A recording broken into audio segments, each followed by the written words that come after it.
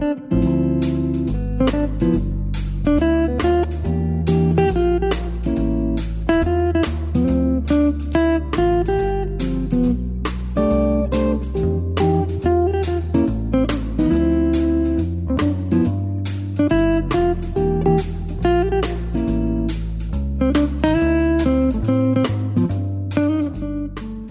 to the Living to 100 Club podcast.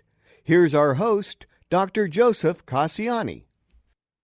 Well, greetings to our listeners. You're listening to one of our premium episodes on the Living to 100 Club, and I'm your host, Joe Cassiani. Each week, our conversations educate and inspire, helping to get the best out of all the years we're given, regardless of what obstacles come our way.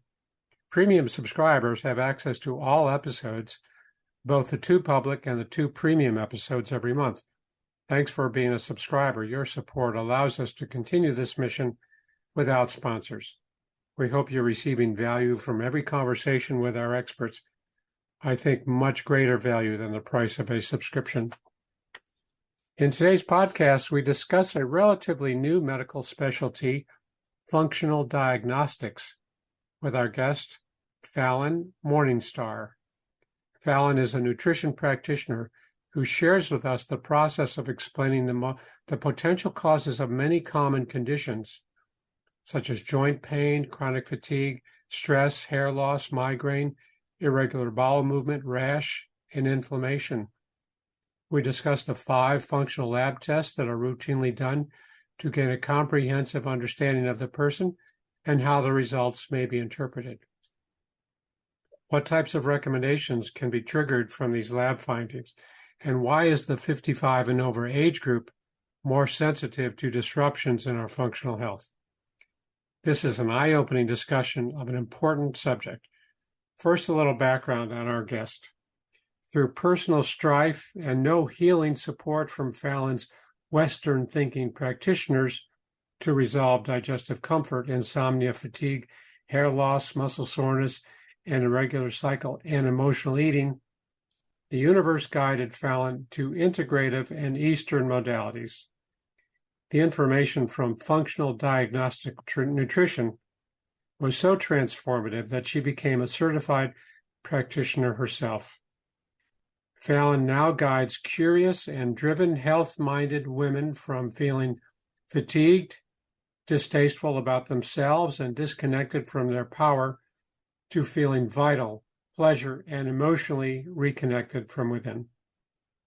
This guidance is done in a holistic and alternative way with functional lab testing and powerful resources so women can find the missing pieces in their story and unveil their luminous radiance to themselves and the world.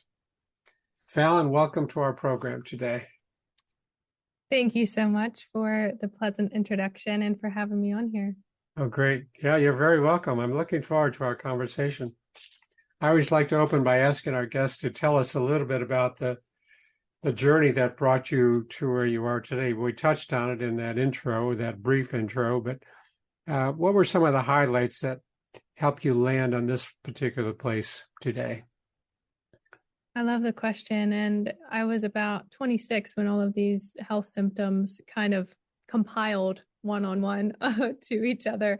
And I couldn't ignore it anymore. And that's when I had sought help. But to give you a little bit of background on how that had come up, it was me being a driven person, me being that achievement-oriented type of person. I was lifting weights for 6 days a week. I was going to graduate school, working full-time. And I also had a personal training certification at the time. So with all of these things and no real knowledge of how to handle the emotional stress, that's when, more emotional eating would occur, or just I wasn't able to continuously handle the day like I once could in my earlier 20s. Wow. And there was a breaking point. The symptoms continued to come up and compound. And that is when I sought help. And then it led me to functional diagnostic nutrition. Yeah. And so that's a little bit of a background of how all of these things have come up. Can I ask you, what were the symptoms that really triggered your search? Yeah, I had been on the hormonal birth control pill from age 16 to 26. And I noticed, over the last few years when my quote cycle would come around, which really isn't your menstrual cycle, when that would come around, it was changing over the years. And it was a little bit concerning. That led me to this random podcast episode that came up, and I listened to it. I got a book after that. After I read it, I was like, I need to get off of this. Wow. And that was one of the major contributors to me seeing like something is definitely wrong here. Another factor was the awareness of the coping mechanism of emotional eating. Not feeling like it would almost be like I would eat until I'd be sick, because I was trying to get more and more energy, quick energy from those sugars. But really, I just needed rest. And because of the go, go, go, I wasn't getting that rest. And it just cycled into this metabolic chaos where I couldn't actually have a good sleep. I could fall asleep, but I couldn't stay asleep. I'd be waking up at 3:00. I would have to go to the bathroom about every hour. When we're more stressed, we tend to urinate more frequently. Sure. Wow. So a whole mix of presenting symptoms, and you look for some solutions, and you found the whole nature of functional diagnostics and nutrition practitioners. Yeah. So tell us what is this type of practitioner, functional diagnostics nutrition practitioner? What do you do? So really, we look at the body as a whole system. We're not treating anything specifically. It's really like a non-specific form of holistic care. It's more like a self-care model that we're educating people on, rather than, a sick care model like maybe a gastroenterologist might look at, or a psychotherapist. They're very specific things at what they do, but really we're kind of taking a broader view of how does the emotional body impact the physical body, and how does eating impact our gut in addition to our brain.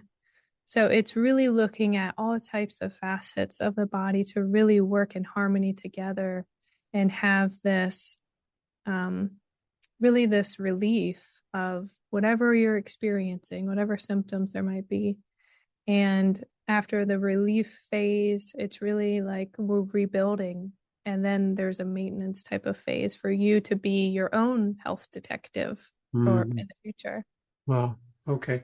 So this kind of imbalance, this holistic dysregulation, whatever we call it, really comes in different forms, right? I mean, when you and I spoke earlier, it sounded like there are a whole number of different symptoms or clinical signs that come into the picture. Can you give us an example of what are the kind of the range of problems people present with?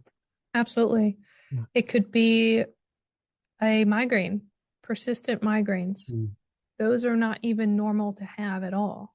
Headaches are not normal to have. There's something disrupting you to provoke a headache. It could be constant bloating. Like it could be diarrhea or constipation, any sort of gut discomfort. And you might not be able to correlate it after you're eating. It might just be a constant thing. Like if you get home from work, you automatically want to get your pajamas on because you're just feeling kind of bloated. It could be a symptom like that. It could be joint pain. Just that inflammation of the joints where you have that stiffness, and you might be older. So you might think, oh, well, this is just part of getting older, but it doesn't have to be that way. We can always look at the food. So a symptom could be joint pain. The symptom could be muscle soreness, persistent muscle soreness. I was not able to recover from the gym even 4 days afterwards. Wow. I would just have that muscle soreness. Another really large one is that anxiety. A lot of us just have anxiety about life. Maybe there's some existential angst Maybe there's regrets. Maybe there's just all of this worry of something's going to happen. Like that is a symptom as well. So that's just a couple. I mean, it could definitely be expanded for sure. Yeah, no, it covers a wide range. So it sounds like this whole school of thought or this kind of fundamental approach really looks at what are some of the kind of physical precipitating factors that contribute to anxiety or sensitivity or muscle pain, soreness. What's going on in the body that globally, holistically can be addressed. Okay, as opposed to a very specific, more specialized approach from a kind of a traditional Western medicine approach. Right. And it can even be, just to add another one in, that's quite large here today, is infertility. Mm-hmm. That could be another symptom, or a missing cycle, or an irregular menstrual cycle. That can certainly play a part. Yeah. Okay. And I think you mentioned hair loss too. Could that be? Yep. Yeah. Mm-hmm. So hair loss for sure, really just a hormonal change, so is infertility. That is definitely hormonal related. And really all of these symptoms can be hormone related. Mm-hmm. It can also be bacteria related. Mm-hmm. It could be neurotransmitter related. Maybe you're under methylating some things. So it's really a whole host of everything. And that's why here at practitioners that went through the Functional Diagnostic Nutrition program, we are taught to look at all of these items to address them all in this protocol, this healing protocol. And that's why we also do the lab testing to help point us in the right direction. Yeah. Yeah. So it really does take this kind of comprehensive assessment. You look at all different possibilities, which is not unlike traditional medicine. But you're looking at, like these 5 lab tests that you do. Can you tell us about what are these 5 lab tests looking for? Yeah, absolutely. One is called the food sensitivity test. Mm-hmm. This is looking at 176 different foods. The other one is looking at your hormones. There are 4 markers of cortisol on there. There's about 7 different hormones, such as testosterone, progesterone, estrogen. There is a metabolic wellness test that's looking at how you digest protein, how your system is handling oxidative stress, and how your liver is functioning. The 4th test is a mucosal barrier assessment. And that's really looking at the integrity of your of your gut lining, really. How degraded is it? How is it functioning? And then the 5th test is a stool test, and that is called the GI map. So that's looking at your gastrointestinal system. That's looking for any sort of overgrowth of bacteria, pathogens, worms. There is an immune section on there as well. Okay. And these 5 tests are done as a package, I take it, kind of, that's the routine starting point, the recommended starting point. So, just curious, food sensitivity, hormones, metabolic wellness, mucosal barrier, and then the stool test. So let's talk about the food sensitivities. How common are these problems? I mean, we hear about allergies, peanut allergies, and things like that, but how common are food sensitivities? Extremely common, more than you might think. Every single person has a food sensitivity, at least one. Wow. Every panel I've run, there's always something that comes up. What's really cool about this test is that it is a blood test, but you don't have to be eating any of those specific foods or substances for it to come up. Oh. I know sometimes food sensitivities, like you have to kind of frequently be eating these foods for them to show if you're sensitive to it. It doesn't matter if you're eating them or not.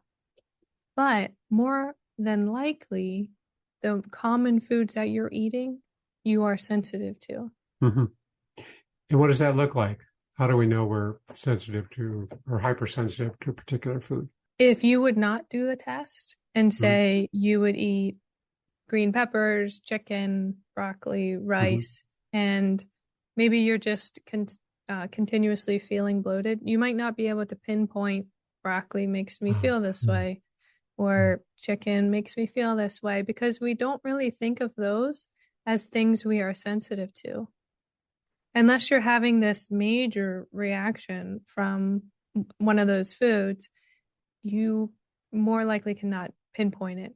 And with the test, it is 93 or 94% accurate in the feedback it provides.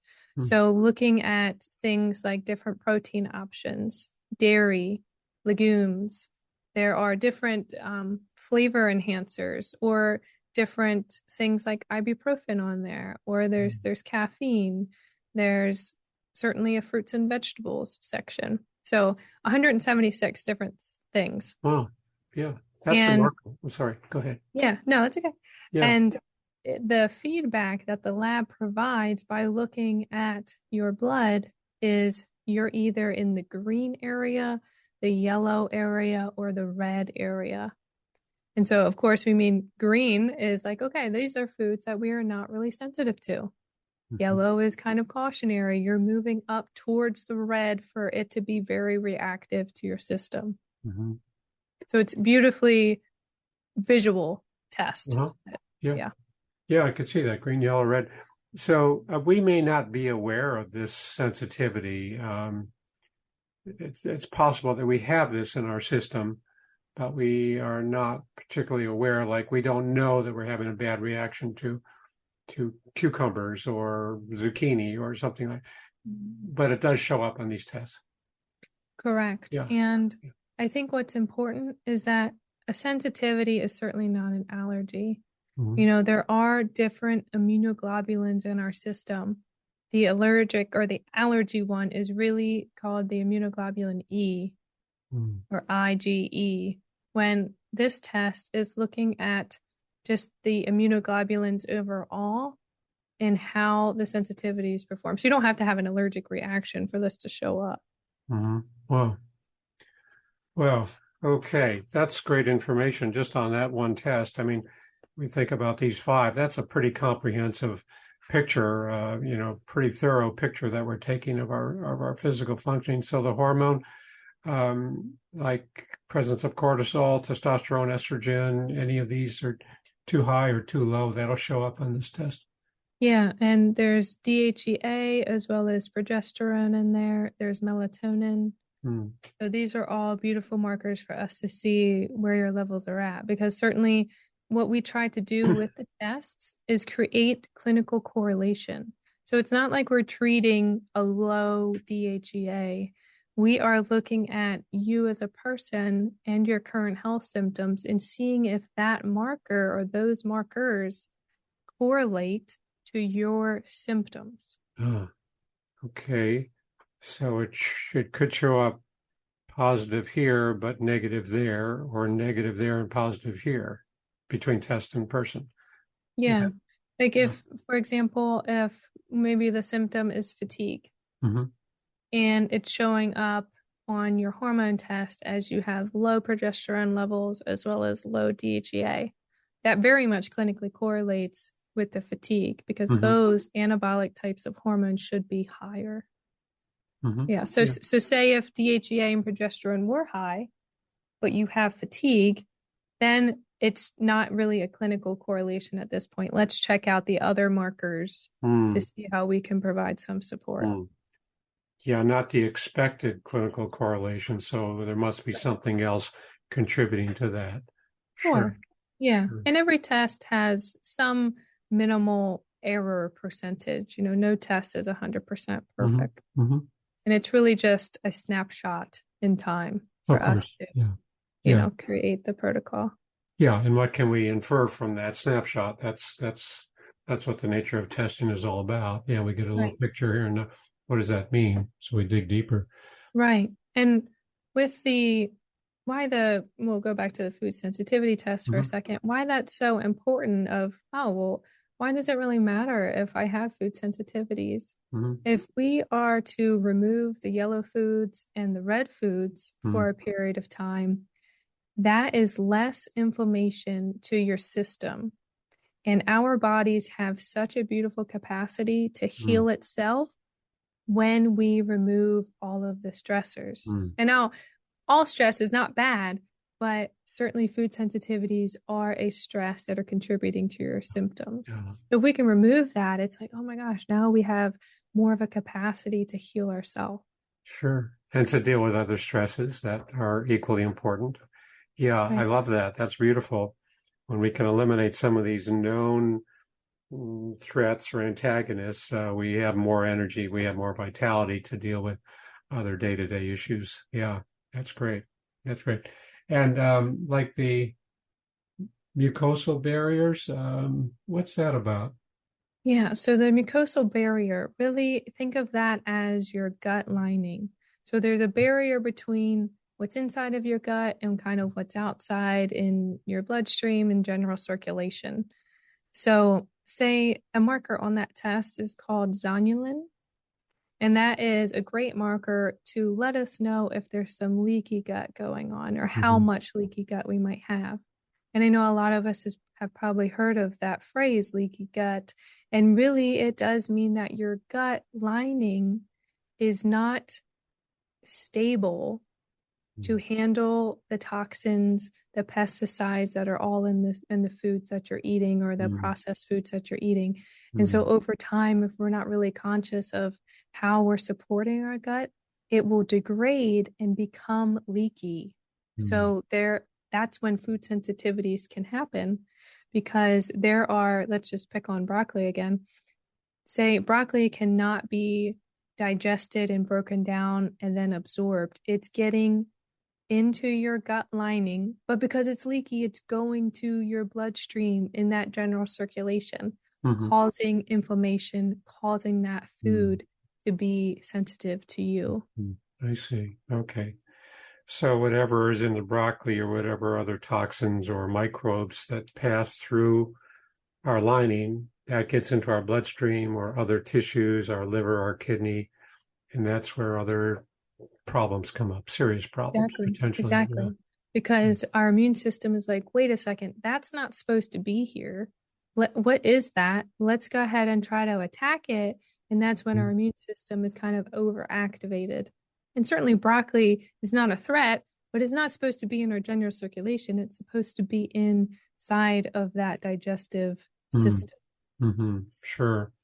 So this test of the mucosal barrier will really identify the presence of if we have leaky gut or not? Yeah, it will. And there are 2 other markers on there, and it's really allowing us to see how much of a histamine type of reaction is going on. Histamine is really, kind of the presence of inflammation. Sometimes we might think of histamine as, if we have seasonal allergies, when we're sneezing and blowing our nose and whatnot. So that is a type of histamine response.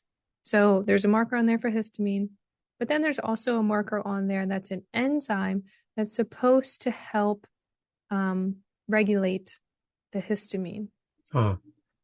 So it shows us where that's at, how well it's doing its job.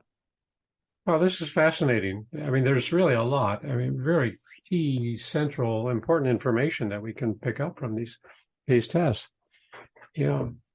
Okay, so let's talk about, the 55 and older age group. What are some of the particular sensitivities or things that could be going on for seniors? What jumps out at you? I would say, the older we get, the more degradation happens, just because of the environment that we live in. We just are living more. So, we have to process more of the pollution in the air. We have to process more of the chemicals or whatever else in the water. And just the fact of everyday living presents more potential health concerns if you're not really aware of how to lead a holistic life. And I will say, tests are not everything. What we really focus on besides the test is really the principle called the general principles of health building. So those holistic lifestyle things, those general principles really outperform any sort of specific treatments. So if you're eating correctly, resting, exercising, managing your stress, and taking the appropriate supplements, that is how you get better. It doesn't really matter what age you are, but if you can, if you're 55 or even above, and you can really work on those 5 pillars that I've just mentioned, you will drastically see a shift in your health, and you'll probably feel like in your 30s again. Well, okay. These are the building blocks. These are, as you say, the pillars that will increase our defenses against whatever onslaught we have just from living longer. From the water, absolutely. The air, the foods, the toxins, the pesticides, all of that. Yeah. And I think, not to discredit, food or the rest, but really working on your mind too. That being mindful of your life, whether that's, it could be mindful by journaling, walking, meditating, working on your emotional self. That's huge. And I know a lot of it is not really taken seriously, or maybe doesn't give it as much weight as other things, but it's very significant. And I know the older we get, maybe the more that we're hanging on to stuff that's not serving us. Yeah. I'm in the choir here. You're preaching to me, because I agree 1,000%. I would see it myself, and of hanging on to stuff, and I'm like, oh my goodness, sure. Like what's 30, 50 more years of this? So it's like, okay, how can we address that here? And just baby steps. You don't have to go ahead and tackle it all. How do we explain or interpret new events that come along, and how do we perceive past events, past things that we regret or feel guilty about, or kind of wish it never happened?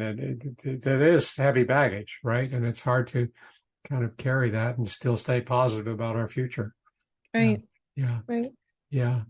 So the mind, the mindset, the attitude, the outlook is really key too.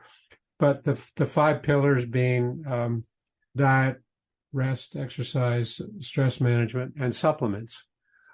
Because the supplements we don't get in our usual diets. Typically, our usual diets don't have enough of these vitamins or minerals or whatever we need. Is that what you're thinking? Yeah, I love that you're bringing this up and kind of correlating that with food. Well, if we're eating the right foods, are we not getting the right minerals and nutrients? Well, going back to our ever evolving environment, we are, as humans, really impacting the environment. That impacts the soils. Certainly farmers are either closing shop, or they're working, and they continuously plant crops that are on the same fields. And so it's not really providing enough grace and enough time for our foods to have as much minerals as it once did. And minerals are such a huge component to health. The more waste we have, and the more it's going into the ground, it's all this cycle. And as we get older, the more damage occurs. So in my opinion, the more minerals we should be supporting our system with. Yeah. So the minerals and nutrients are missing in the foods that all people eat at all ages. But for seniors, it's particularly important, because we already have this assault of things that we're fighting or fending off. And then we're missing the essentials, the nutrients that we need to help with our fight, help with, Yeah. And I don't want to make it seem or feel like it's overwhelming, like, oh my gosh, I missed 30 years of not getting minerals in. It's really just a matter of, starting today and starting to, again, the baby steps of, you didn't know what you didn't know. Sure. So what are, a handful of nutrients that you recommend or supplements that we should incorporate? So something that is very easy to incorporate is mineral drops in your water. I would recommend getting either reverse osmosis type of water, or if you're buying gallons of water, maybe purchase the purified. Typically, it says on there it was processed through reverse osmosis, and that's really taking out everything, prescriptions, bacteria, whatever, taking that out. And so at that point, I would recommend adding some mineral drops into it. And, that can contain some boron, potassium, magnesium, maybe a little bit of chloride is in there.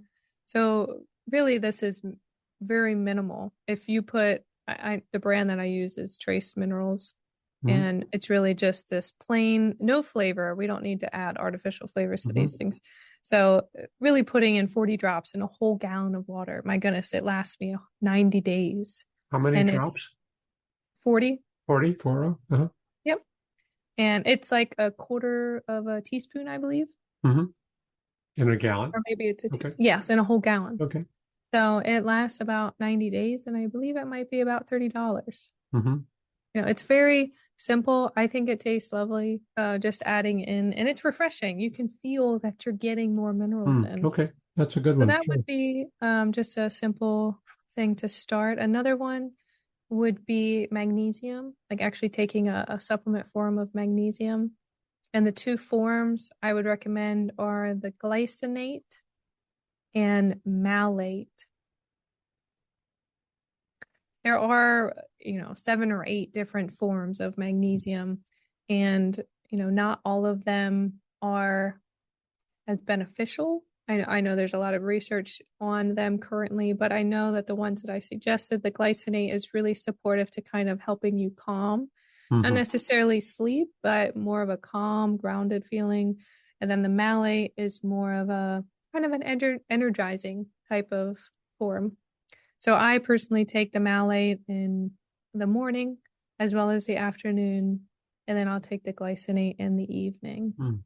Okay. And magnesium is so important for our brain, for our digestion, for our energy, for sleep. I know a lot of people take it to help them go to sleep. Some people take it because they're getting cramps, like muscle cramps. It's really an essential nutrient that we should be getting in. I want to say we might have 42% of our enzymatic functions need magnesium to actually work. And we know that enzymes are in large part what run the show. We need the enzymes to digest, for our organs to function. So if magnesium is that important, we certainly need to help it with supplementation. Yeah, a little boost. Yeah. And another important thing, if we are stressed, if we're, who isn't stressed, to be honest, but if you're in an extremely high stress state, the more magnesium you should take, because the more your body burns through it. It's called the magnesium burn rate. Wow. Okay. Any other supplements? I would also recommend like a whole food form of vitamin C. The brand that is coming to mind, I believe it's Pure Synergy, and it's a powdered form of vitamin C that is comprised of all types of whole food type of substances, acerola cherry or I believe camu, and it's a serving is about a quarter of a teaspoon, and that lasts a long time as well because it's in a powdered form. It doesn't taste bad at all. just mix in a little bit of water and take that 1 or 2 times a day. And that's really huge for helping your antioxidant system. Sure. Because if we consider, the pesticides in the food, the air pollution and the water pollution, just giving 3 basic examples, if we think that those are giving us this pro-oxidative junk, we'll call it, we need to help balance it out with antioxidants. So the pro-oxidants and the antioxidants. So vitamin C is a really beautiful way to help that balance and to help you detox. Okay, that can come other than a powder form, right? I mean, we can take. Sure. Yeah. And I know there is some concerns with it not being a whole food form. I know like there's ascorbic acid, which is typically what we see as vitamin C. I know that ascorbic acid in large part comes from like a corn type of base. And so that's why I stopped taking vitamin C ascorbic acid and I take the whole food supplement. So I would just say looking on the back of the ingredient list, check to see if there's any sort of like nasty fillers in there before you purchase. Sure. Great. Well, great. Good information. Yeah, thanks for that.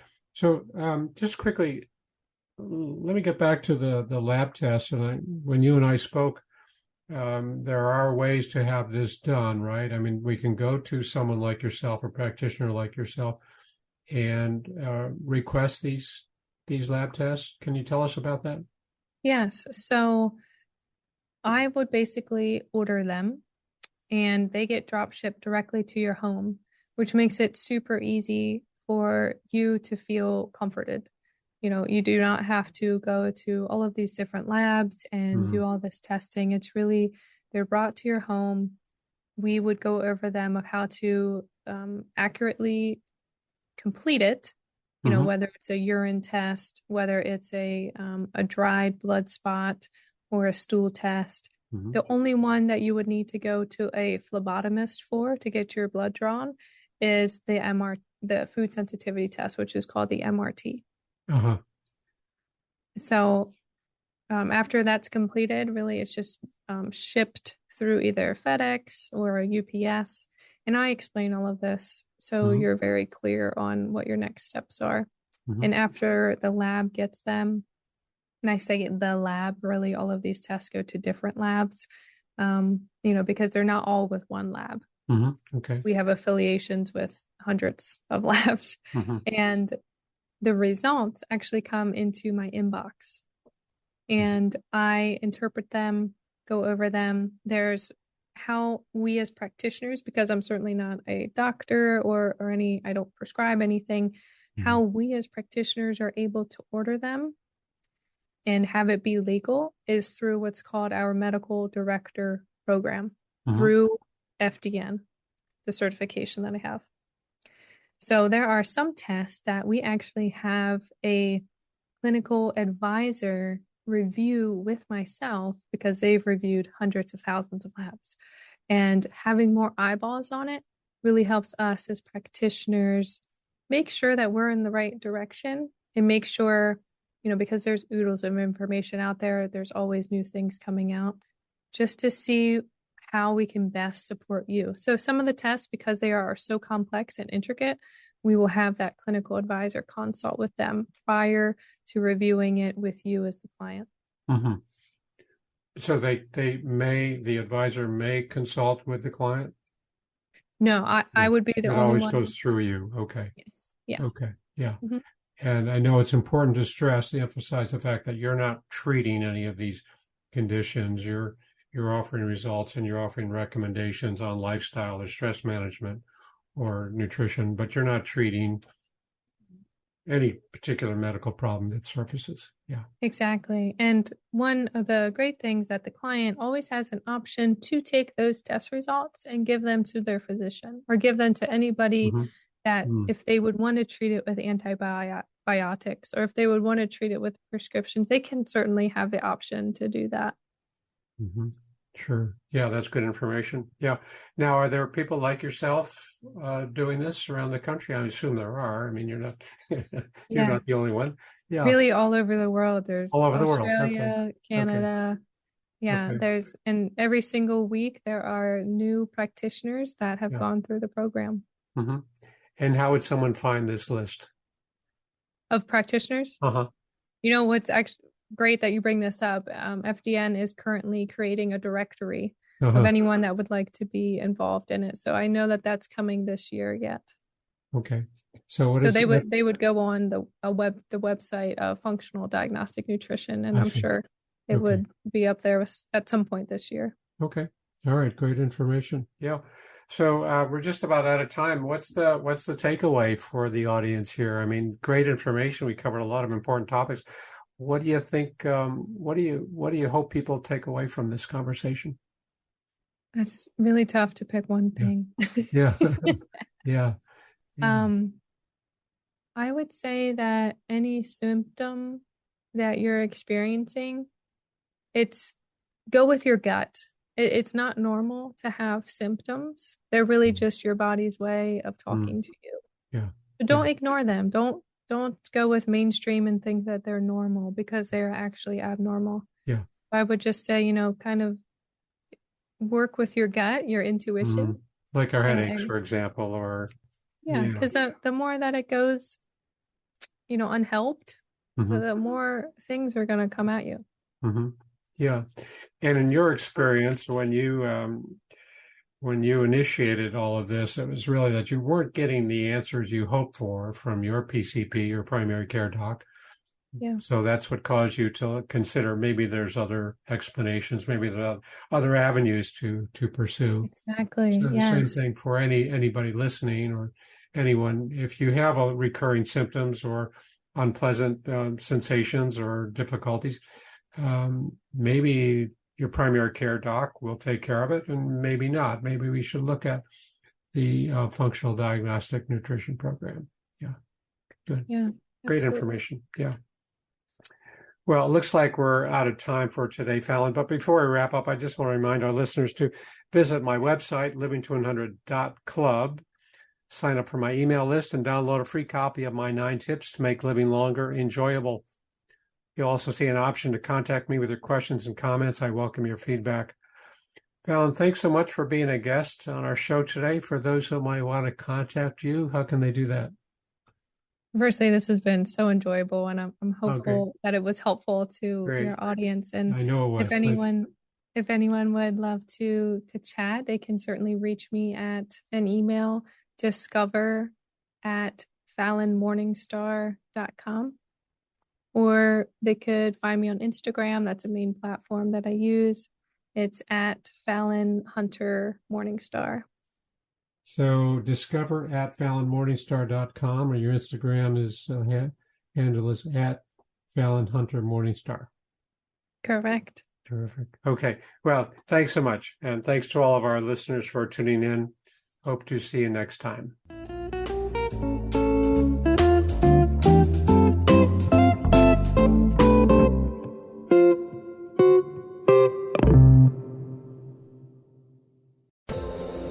Hi, everyone. This is Meredith from the Senior Fitness with Meredith podcast, where I discuss all things for seniors, from fitness, your health and wellness journeys, how to be all over strong and beyond. I also have my mini podcast called Motivation with Meredith. It's a great, quick motivational pick-me-up for your days. Join me, listen now, search for Senior Fitness with Meredith on your favorite podcast platform.